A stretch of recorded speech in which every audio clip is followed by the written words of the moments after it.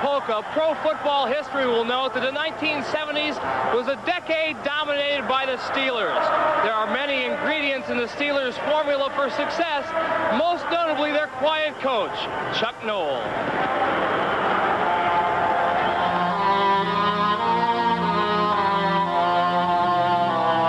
The Pittsburgh Steelers emerged from the 70s with pro football's most clearly defined personality.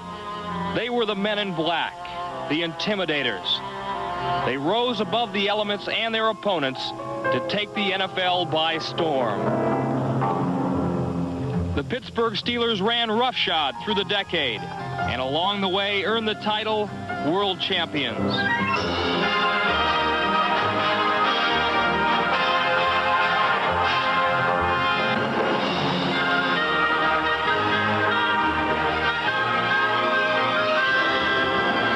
Oddly enough, this dynamic team is led by a man who seems to have no personality at all.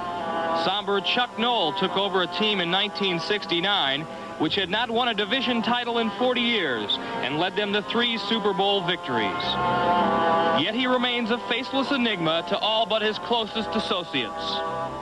When Chuck Noll first came to Pittsburgh back in '69, he told Joe Gordon, the director of publicity for the Steelers, told him straight off the bat, look, let me make one thing clear. I'm not interested in becoming a personality. I'm interested in building a football team and winning football games. And that has been the case throughout. Here is a guy who does not do commercials, and I think that's a major reason why he's not known to the nation and why he's often referred to as Chuck Knox. Also, he says that the players have a short career, so let them have the commercials and make the money. And there's no question, by taking that stance, he's passed up hundreds of thousands of dollars. And he's quite an amazing person, I think. I know that he is, but I think that the ball players think that he's amazing because he can sit there and he can talk to you, about anything that's going on. He talk to you about flying, talk to you about scuba diving, talk to you about stereos, talk to you about philosophy, talk to you about probably anything that you can cover. He's a very astute man. He's a student of a lot of things, probably a student of life in general. He's a very emotional man.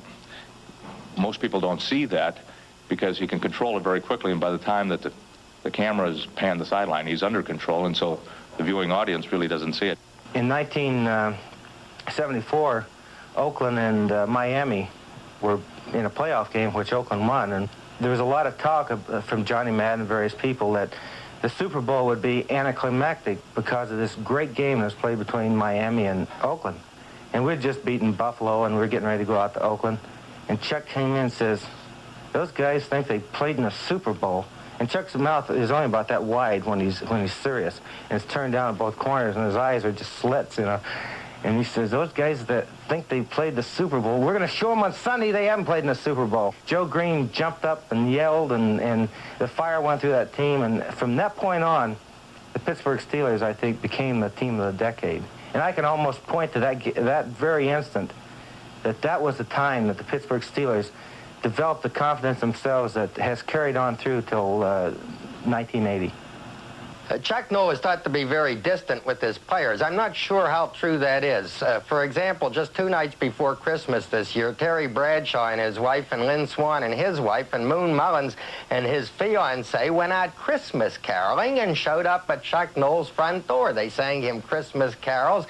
He invited them in for a little Christmas cheer. Then he looked at his wristwatch and noted that it's 13 minutes after 11. You've broken curfew, but I'll forget it, provided you are not arrested on the way home. Michael, intimidation is generally a part of any big football game, but I don't think either team is going to scare the other off the field today. Well, Jack Ham was telling me that he knew the Steelers had it in the bag last year when he saw Ken Burrow run his first pass route like this. I don't think that'll happen today. I don't think so either. R-E-S-P-E-C-T, Aretha Franklin sang it, but it's in the air in Pittsburgh on both sides of the field. It's the Oilers and the Steelers for the AFC championship.